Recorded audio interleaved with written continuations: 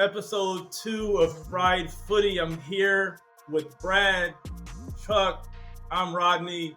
Thanks for joining us. You know what we do. We're getting fried. We're talking about footy. And the first thing that we're going to talk about in the world of footy are these Spurs. Y'all already know. Y'all saw it. Y'all already know what it is. 4 goals in the second half. I had Brad in the group chat talking down on us at halftime, giving us all these fake substitutions and tactics, and said, be quiet. He's got this under control. Be quiet. Because Brad, tell us. Time out. Before we dig deep, Yeah.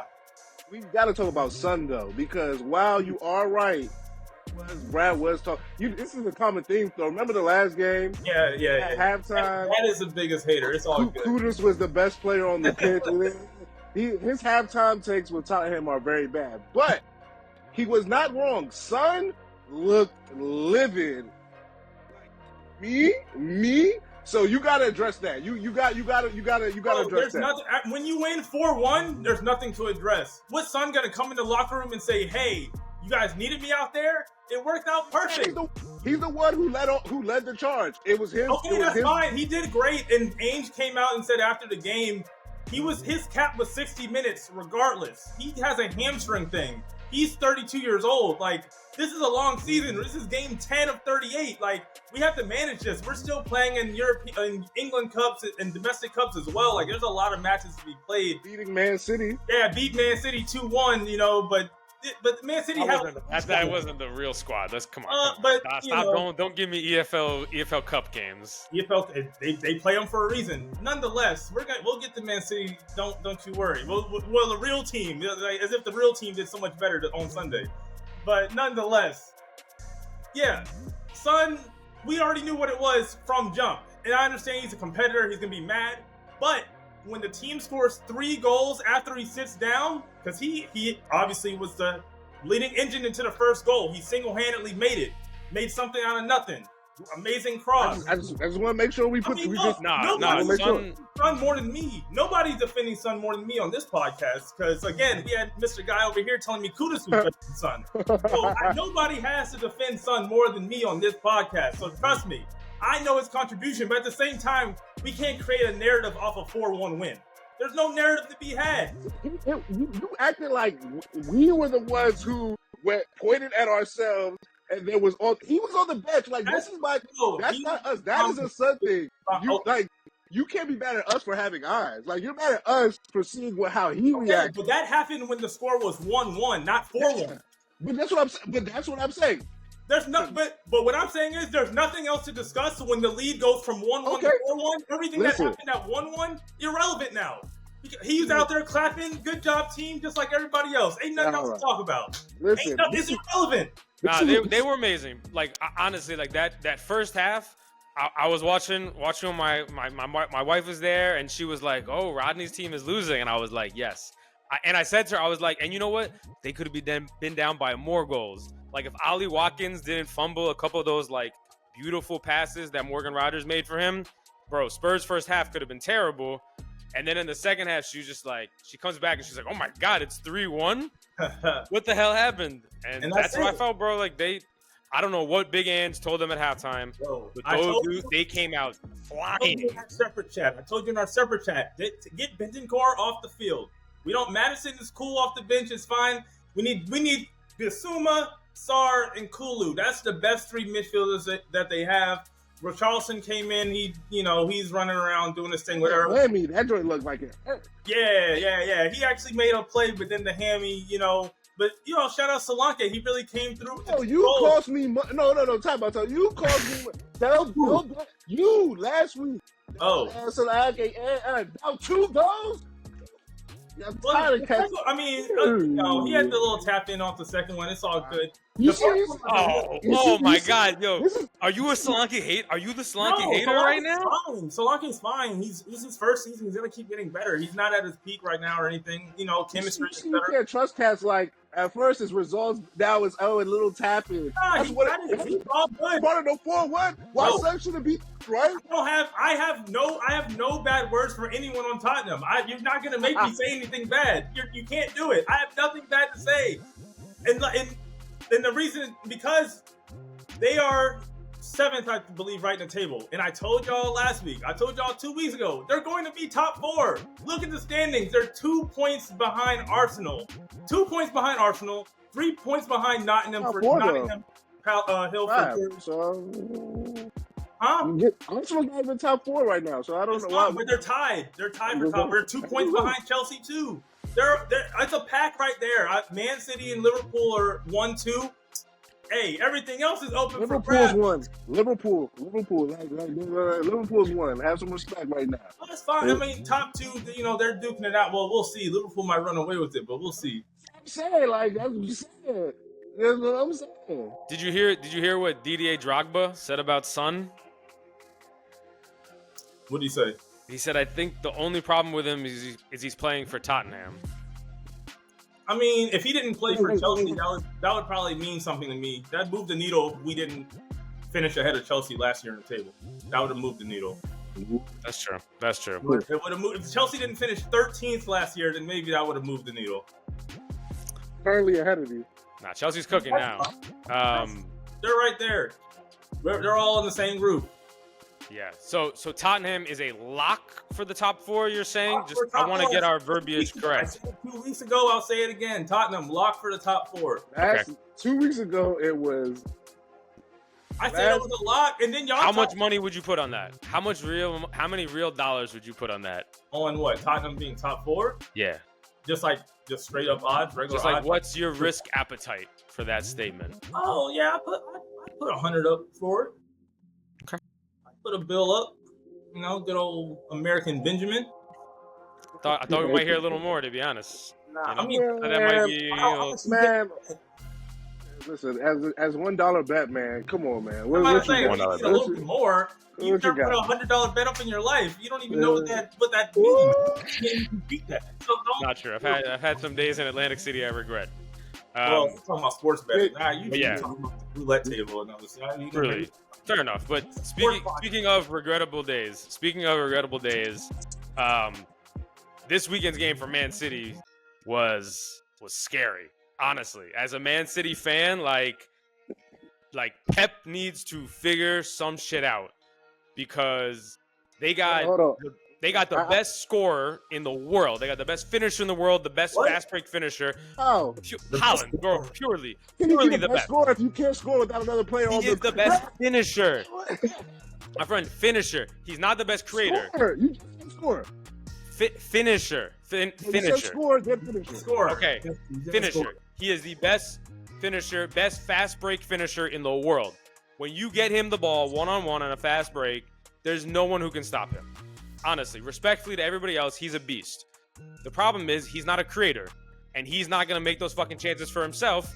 And they got so reliant on Kevin De Bruyne that now everyone said Phil Foden was like the next De Bruyne, that Phil Foden was going to come in and, in the next few years, he'll be that number 10, that creative presence. Bro, Phil Foden is getting Phil Foden shots. That's like his bag. He's like, I'm Phil Foden, I'm nice, and I'm going to shoot these shots. He's not looking for Haaland, and when he does, the passes, they're just not like De Bruyne's passes, man. They're not weighted well. They're not as creative. He doesn't have the same vision. Like, Phil Foden is just not that guy. He's still a baller. He's still great, but they got to figure out who the hell is going to be, like, pulling the creative strings on that team. Because right now, De Bruyne's hamstring is like fucking some pulled pork. Like, that shit's cooked. Winner Rodri just won the whole, what's going on there? Man, Rodri's out too. That's the problem. So Rodri's controlling the defense. De Bruyne controlling the creative offense, and they're both out, And, like, there's no link-up play to get to Haaland anymore. And I think they're for real in trouble. Now, they got the best manager ever. They got the best manager ever, so it just makes no sense to me how you can be the best finisher in all this, but you can't do nothing without other people on the. It doesn't really compute with my mind. Like, it doesn't really. It doesn't really make sense. It sounded what? Oh, he said your boy's a merchant. Sounds like it's sounding Harry Kane like. These are some of the problems. These are some of the same things that I yelled about when I had Harry Kane on my team. Just saying. I just think, okay, he's a different level. When Harry Kane was at his best, Christian Eriksen was out there hooping. You know what I mean? So then it was a little different when they had Eriksen and Ali and a lot of good midfielders. Those guys got hurt, and then it was just like, You're not. You know, the team is not. Then I got to run to Germany. I'm not saying that they're the same caliber of player. I'm just saying I'm hearing myself listening to you right now. That's all. I feel that. You know, like I was sitting there like.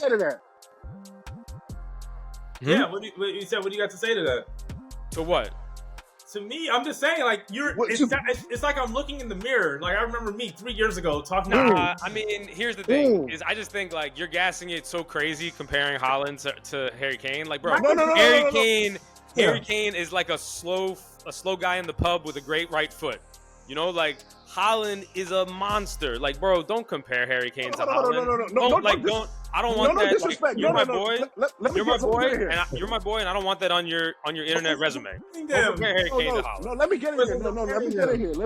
Let me get in here to help this because I see what Brad's trying to do, and I won't allow it. So what was said here was Harry Kane, when with Tottenham, was having some of the same issues that you are speaking of currently that Haaland is having. Ourselves, how does that make you feel? No one said Harry Kane. No one said that at all. He said it. He said he didn't. He said it. No. He said it with. He said it with not exactly those words, but he said the question we asked was. He knows he did. Look at that face. No. This is how it all started because you called Haaland the best scorer in the world. Like this is what all started. He is the best scorer in the fucking world. So then. But okay. Honestly, maybe you're right. Maybe I can't really call him the best scorer in the world. If you, that's fair. But best finisher. So this is how all this started. See, that's why we need Schwab here to just we need teach some party, teach some shit. Nah. Can look with a clear mind. So like here's the thing. Like I watched that game, and they did not have a shot on target until the 80th minute. And Bournemouth, the way Bournemouth presses, they leave so many openings, and Man City, like, they're not getting any good chances anymore. And Haaland is the best at finishing those chances, but he's not making them. One more time. Did I not say last week your man was but listen to me when I say, listen, we all have eyes. This is my thing. We all have eyes. We all can see. Well, we can see since the boy has been gone, what has he been doing? Like he looks like a whole different person. He looks stuck. He physically looks like when the ball, he does not know what to do with it. So all this finishing talk I'm hearing, I've seen chances where he's had chances.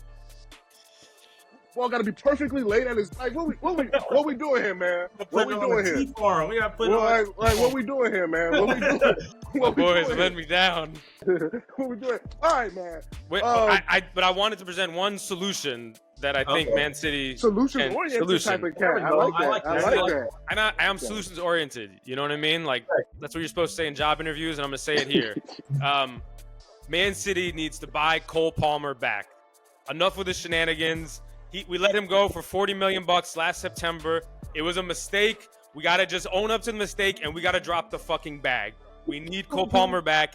That's our guy. Cole Palmer, he's been for Man City since he was a little kid. He's got it in his heart, in his blood. He's not a Chelsea lad. Listen to him talk. He's not a big city lad. He's a Manchester lad. And we need him back. He's valued at 90 million euros right now. And honestly, double that shit. Like, I know, like, as long as that Saudi money is pumping, before those allegations come to turn into, like, convictions and shit, let's get that Saudi money out and let's get Cole Palmer back where he belongs. Bro, that's what I got. Chelsea is going to tell y'all to fuck off. What? So fast. So fast. What? Probably. It's crazy. All right, man. Disappointments. Like, I know I'm not an Arsenal fan, but God damn it, what the hell was that this past weekend? I'm disappointed for them. I am disappointed for them. This is their third, with no results. Well, a tie and 2 losses. I'm just very, very disturbed by. They look bad. Outside of soccer, this team looks. They look uncreative. It just was overall just a meh team. And for a team that was like, hey, man, like, things go right, soccer comes back, they're going to still be at the top, that top 3, top 4. Man, it's like 2 weeks has gone, and it is going very, very fast. like the game just was just like, what are y'all doing, bro? Like the first 20 minutes, I'm like, okay, we're getting some attacks, we're creating, getting some plays in the box. All right, Newcastle scores, and it's like these boys just like, I don't know what's good with English people in freezing when shit gets tough. But like, goddamn, like. Question for you, Chuck. Who would you say is Arsenal's second best player? Ooh, I was gonna say Kai. That's what I had thought. You gotta like.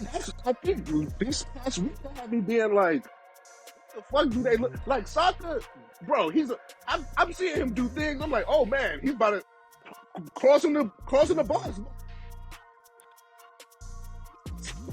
Like, I'm really disappointed. Listen, man, yeah, no time to talk. I get it. But listen, once again, I got these two things, and I can see, and like, where's Gabriel? Like, I'm. Someone has to do something. Soccer on this team. It has to do it consistently. What? So, like, the second best player is? Because I'm trying to figure out. Tell you. I think listen, the second best player. I mean, I think it's probably Odegaard, right? And Odegaard is out, and I think this is the shit that Arsenal has going on, which they have a ton of depth at positions like center back and defensive midfield because Arteta is such a defensive coach that's where he's really shored up. But the problem is they have no depth at the creative positions. It's Saka, it's Odegaard. Kai Havertz, they play him at center mid. People play him at left back sometimes. Like, he's not a striker. Gabriel Jesus, they got fucking scammed by Man City. 52 million euros for Gabriel Jesus. You don't want him back? I feel like Arteta just got one of those like emails where it's like 52 million for Gabriel Jesus. If you press this button, and he hit it, and he was like, oh shit, the bank account went through. 35 million for Zinchenko. Man City was just eating off Arteta. And, you know, right now, they have no plan offensively besides asking Saka to just be impossible. You know, like it's a task that he can't do. But I don't know if y'all saw the stat where Kai is amazing on the road. Like, he has like 6 goals, and he can't do anything. Like, I just don't understand like some of the inefficiency with this team, or just the inconsistency rather, how like I can see them one day and be like, wow, this is the top 3 team, and then another day be like, oh, if they even could compete, you know, like, are they having trouble with Newcastle? Like, so I just don't understand what I'm getting and which day I'm getting it. I feel like, to me, when Odegaard and Saka were healthy together, their team looked great. You know, like, the plan A for Arsenal is amazing. Odegaard is that creative midfield piece that links up the defense and the attack, and then Saka's final balls in that attacking third are incredible. Like, every time Saka's on the ball, he's gonna make something happen. He's gonna create something. But without Odegaard, no one's getting it to Saka in the right places, and there's no plan B. Like, Arteta's got plan A on offense. He's got a million plan Bs on defense, but on offense, that's it, you know? And they've become a team that they only score on set pieces. They're not scoring anything from open play. That is true. And I think Arteta, like, he's on the hot seat, man. Like, I was listening. I was on Twitter. I was watching these Arsenal fans on Twitter, man. Arsenal fans are losing their fucking minds, bro. All the time. Isn't that like their thing? Like, they have that is it. Like, that's like their thing. That's like saying a Knicks fan's losing their mind outside the Garden. Like, that's what they do. He would know. Yeah, so that's like they yell, you know, and there's like, you know, whether they win or lose. The sky is always falling over there. It's okay. It's okay. On the hot seat, I mean, they had an amazing finish last year. Listen to this dedicated Arsenal fan. Shout out Northside. Now I'm tired of this bucaria, bro. Tell me what the fuck this field of puta, this Spanish Chavo Guerrero, lying, cheating, and stealing. Oh, this man is just clueless. When I told you this guy doesn't know what he's doing, you're a bum. You're a bum. You don't know what the fuck you're doing. You keep players that are not good enough. You keep players that are not good. Today we had no style of play. We had no way to break them down. We had nothing. Fuck this, bro. Man looks like the white guy from the Men in Black. I'm tired of this bucaria. I'm tired of this shit. Wow. Yeah, I don't know, man. I think Arteta is. It's about to get late real early. Listen, no, he's not about to get fired. But that was a great video. Yeah, nah, he set piece of content. Shout out to North Side. Shout out to North. Hey, that's real content right there. So who are the title favorites then right now? Like we said, there's problems with Man City. I think, we talked about Liverpool. Is Liverpool really it to you right now as the favorite, or is it a toss-up still? Well, after last week, wow, how are we doing this? Are we doing this as week to week? Like, I don't know. We're doing this as everything you know right now. Who do you think is ending up on top at the end of the year? Everything we're learning, each week.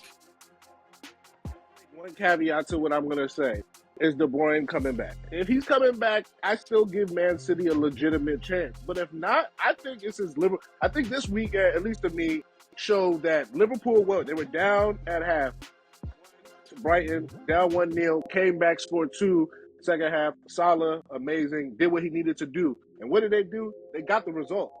That was your big thing last week, right, with Man City, was that they found a way. Well, what did Liverpool do?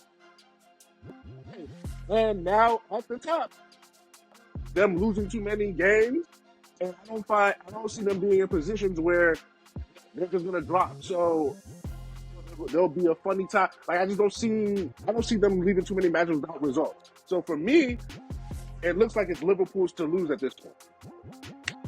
Yeah, I think Liverpool is the number one contender. Like they just have the least amount of variables. You know what I mean? Like at least for now.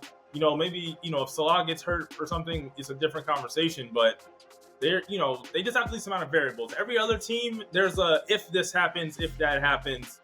Liverpool, they just got to keep doing what they're doing. So I think they're the favorite. I think Man City's the clear number 2. And then, like I said, it's really the Wild West after that. Like from 3 to 8? 10.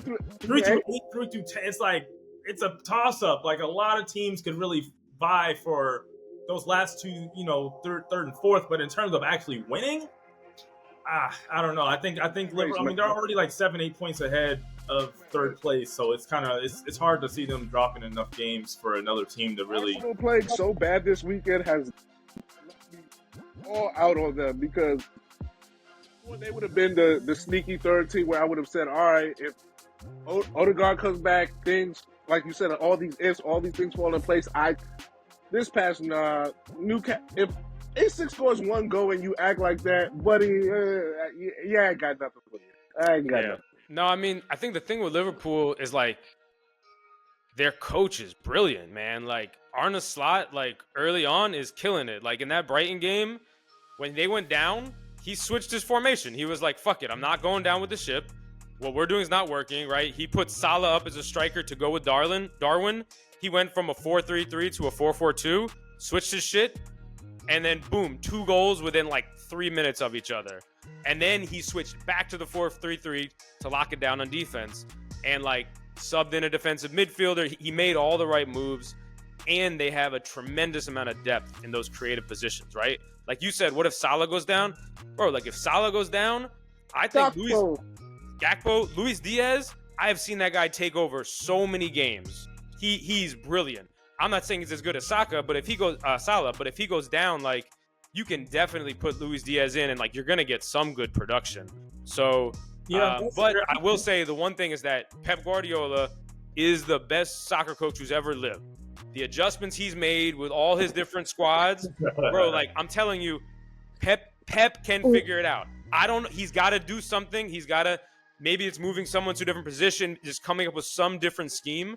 But if anybody can do it, it's him. But Liverpool, it's like hard to say they're not the favorite right now. I mean, Man City is the only other team that I could give a realistic.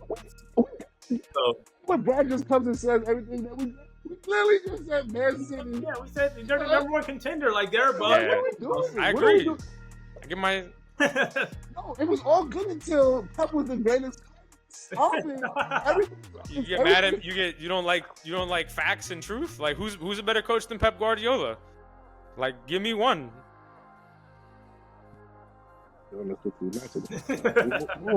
That's pretty convenient. Pretty convenient. Not one. Tottenham dropped a couple early games. If they were like 4 points behind right now, like if they had one win, I'd be making some real predictions right now. But They dropped one too many games early. Don't make too many predictions on Tottenham. That does not go well. That does not go too well. No, you're not talking about Tottenham, please. Yeah. All right. Are you guys ready to take a trip to the rumor mill? I love a good rumor mill. All right. So the first rumor we have to deal with today is Manchester United are in talks to sign Bayern Munich wonder kid Jamal Musiala, who's valued at 130 million euros. Chuck, this is your pity team, your boys right here. What do you think of this? You think this is believable, or you think it's some bullshit? You find it. What do? You go make signings. Like your whole thing has been, look at all the bad times. He spent all this. All right, so what do you do when you fire someone? You go cover their mistakes. So you go sign better people. And this kid is young. Like, he's young. He's a star. German national team. Plays great. Bayern Munich. I know Rodney knows a lot about the merchant Harry Kane. This kid does a lot of setting up. So when you do see goals from Harry Kane that aren't penalties, many a times it is this young man setting up. I just love his youth. I love his playmaking ability. And I think that that's the type of enthusiasm we need. And I know y'all saw us today. I know you saw the energy today. Listen, the boys had a little pep in their step. It looked different. Wait, what type of enthusiasm was that? What was the? It's called pep. It's a word. It's an English word. I don't know if you've heard it. Man, you Chelsea. I mean, you had a little peppy. It was definitely a mid-off, but they were trying harder. Wow. Listen, you relax, calm down. I'm not calling anything a mid-off. Be chill. With one game. But no. But do you like this? What do you think it does? Since you have all the answers, Mr. Man City, for Man U, what do you think Salah brings to the team? Musiala is amazing. Musiala is amazing. Like you said, he's making Harry Kane look so good. You know, like there's so many chances that he's setting up for Harry Kane that are just like basically one-on-one shots with the keeper, and like he does the things that are hard to do, which is connecting defense to the attack, and he can finish. You know. I think he's probably the best dribbler in the world. You know, he's not like the most fancy tricks, but if you watch him, the way he can dribble through defenders, keeping the ball so close at his feet, just like faking people out with like shoulder twists and shit, like he's an amazing player. $130 million. 130 million euros is a lot of money. I mean, that's you were just giving Cole Palmer 180. Yeah, you're ready to give Cole Palmer 180. That's Man City money, baby. Don't you know how we do it? We're doing different. That's big boy money. Man U has just as much money and more legal money than Man City. They're not about it. They're not really trying to. They're not trying to cut the check. They're really. Man United is only cutting bad checks. Next rumor. Okay, the next rumor we got is, according to Marca, Vinicious Jr. is considering making a move to Saudi Arabia. The report says that after the Ballon d'Or ceremony, where he was really pissed off that he didn't get the Ballon d'Or, there was a conversation which, quote, left everything up in the air with Arabia on the prowl. A recent talk surprised someone with a lot of authority within the club, in which the Brazilian weighed up going to Saudi Arabia because of the sporting and financial aspects. Believable? Bullshit. Financial aspects, believable for sure. But when you say sporting, this is the thing I've never understood about. Well, I don't have maybe a better insight about soccer cats. What does it mean to them? Like, does playing in EPL, La Liga, some of these top European, does that mean just as much as getting $1 billion? Like, I don't know. So, I guess he is very upset. I'd be upset if I thought I should have won and I didn't, and I had, things prepared and da-da. And, maybe this is just, lash out moment. Because, me, sometimes when I'm upset, I like to, make threats and lash out. And, say I'm going to do something that I'm not. But, just to remind y'all that I am that guy, so don't play with me. So I definitely get all that. And, once again, I feel like the Saudis have been doing this forever. Like, hey, I got $1 billion. Don't, what you going to do, So from that aspect, it's definitely believable. But I need to know, like, what do these guys' heart want?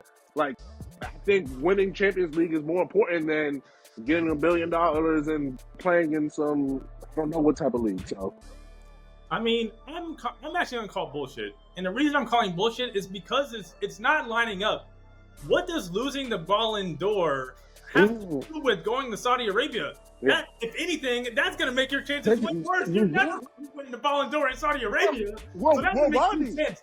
And it's like, what are you gonna like? Why are you punishing Real Madrid? They didn't make the decision. Like they're. Well, Rodney, I think that to me is question because he's not old. This is not an old man. He's in his prime. So Cristiano Ronaldo's going over there at 37. Exactly. So he wants to keep scoring goals and he wants to make money. So I know why Ronaldo's out there. So I'm not. Of course. So I'm not questioning that. But Vinny, listen, what happens when someone who is in their prime is like, well, fuck it, I want all the money. Is that actually I don't know. I don't think so. And like you said, it doesn't line up. The rumor doesn't line up. The rumor doesn't add up. I don't know if it's a billion, but shit. What do you think if you were Vinny? What's the number where you're like, all right, I might go fuck with Saudi Arabia? I don't think there's a number. I think he just wants Real Madrid to pay him a little bit more. There's a number. There's not a number. There's not a number. You don't think that? So if Real Madrid pays him if I'm Vinny, I'm getting $100 something million. To me, money. The concept of money is now it's getting real.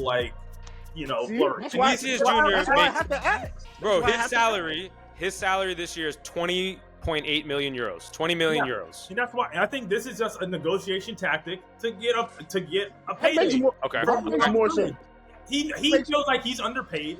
Yeah. What do? You create a market. Hey, this team's going to pay me this much. Yeah, I think you're right. No, you don't necessarily have to match it because I like Real Madrid more, but you have to get kind of close.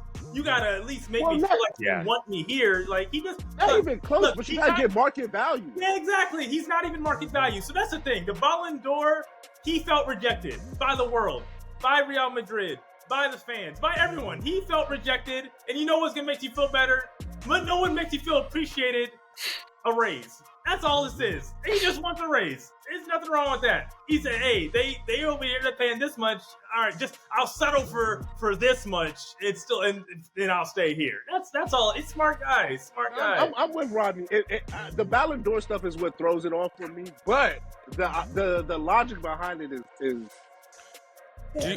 Last little thing on Vinny. Do you think any part of Vinny sees some writing on the wall in that Mbappe plays his position? They just brought Mbappe in.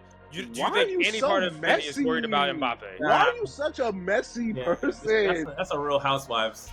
You tried this last week that eventually he's gonna no, why can't two bad bitches coexist? Damn, bro. Oh, bro. Okay, we got another rumor. This rumor comes from Fichajes, someplace in Spain.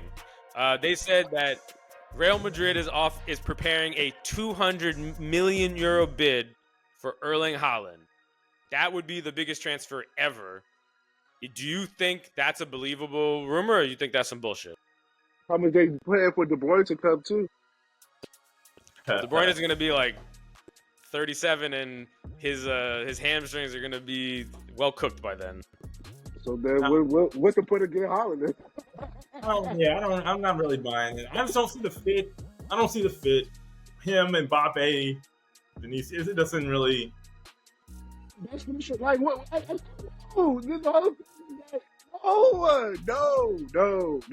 I'm not really seeing the fit. No. The more I think about it, the more I'm 100% sure Haaland's going to Madrid.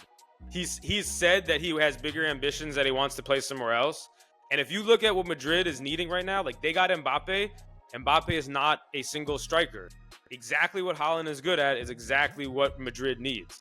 Madrid has all the guys like De Bruyne who can make those chances. What they need is Haaland. Haaland's not offsides 8 times a game.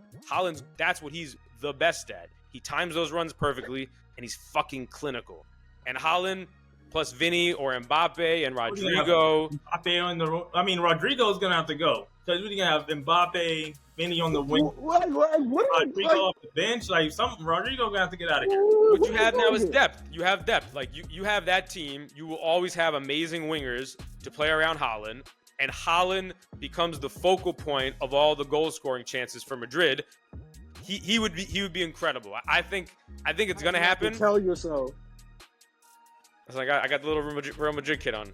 I'm not going with Haaland though. I'll stay with my Blues. Last, you have to tell you so. Yeah, I don't know. But this is a couple years out. You know what I mean? So it's hard to predict one way or another. You know, a lot. I do think that Haaland is going to go somewhere. I will say that. Now, that part of the rumor I think is believable. Okay. That in 2027, De Bruyne is over the hill. Rodri is probably a little bit over the hill.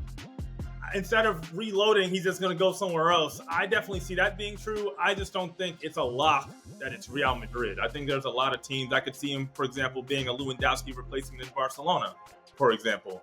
So I think there's a lot of options for him. I don't think the Real Madrid is a lock, especially after they got Mbappe. That's what does it for me. It's just like, why? It just seems like, once again, like Mbappe will, I promise he's not going to be offside 8 times. Like, yes, it happened. I get it. It's not going to keep happening. They'll get their shit together.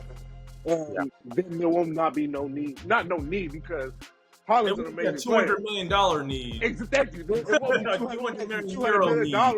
200 million euros. Worth. Yes, thank you, Rodney. That's a great point. Like, having great players is always it's never something that you don't want to do. But 200, the most, no, we're not doing that. That's a lot of salaries. We're not doing that. Yeah. Okay, last rumor it's about Chuck's Manchester United Red Devils. Their new coach, former coach of Sporting, there's a rumor that he's going to bring his star striker, Gyökeres, to Man U. You got Haaland there, you got Xerxes there. They just bought those guys in the past 12 months. What do you think, Chuck? Is this believable or some bullshit that they're trying to get another new striker? Nice time.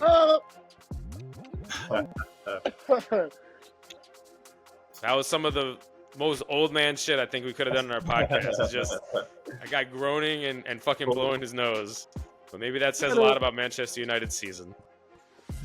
We started this rumor mill, positive Manchester United rumor. And that's where we're going to keep it. So, that's like, let's not, you keep trying to harp on the past. You keep trying to, let's move forward. What did Thugger say? Don't stop, they keep going. And that's where we're going to go. I don't know. Like, listen, I'm not sure. The deciding in the past do not, do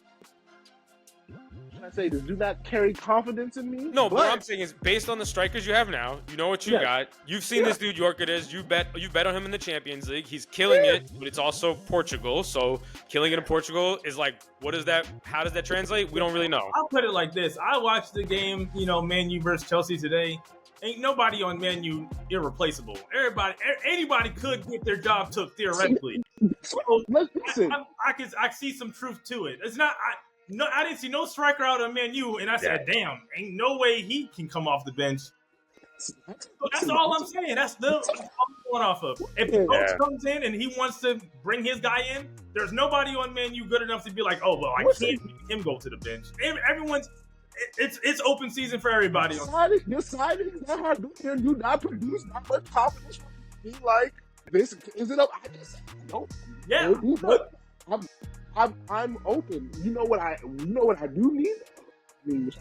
That's what I need. Like, listen, if you think, but what I need, but fair.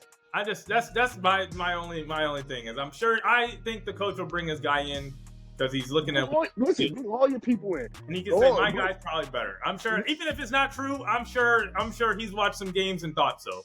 Listen, and as of with the results, who could blame him? Hey, do you think they picked him for a reason? He's been highly regarded. We're in the street, so I can't wait to see the new Man U coach. I'm not watching Portugal game. Don't let me lie to you. Exactly. I'm not saying in the lab. Word on the street. It's not. I'm not spreading the word. I just heard it. You know what I mean? I'm not. I hear good things, and I will see with my eyes. But like, outside that, I have to use these. What else to tell you? All right. Well, that's all the fried footy we got for you guys this week. Wow. Nice. It's been a pleasure. Hopefully, as pleasurable will be to watch Manchester United's new coach continue to stumble as all these Manchester United new coaches. See, Twice a year we how get a do new we- how coach. Tottenham by a million next week. They're playing like Stumble. Ipswich Town or whatever at home. Tottenham by a million. Man City, that's we need your prayers. That's the game Tottenham loses or they Hey, end up drawing. No, they're at home. It's fine. You can put like All right. 3 different people in a parlay on Tottenham. They got you on the goals. Don't even worry about it. We'll be back to it next week. All right, y'all.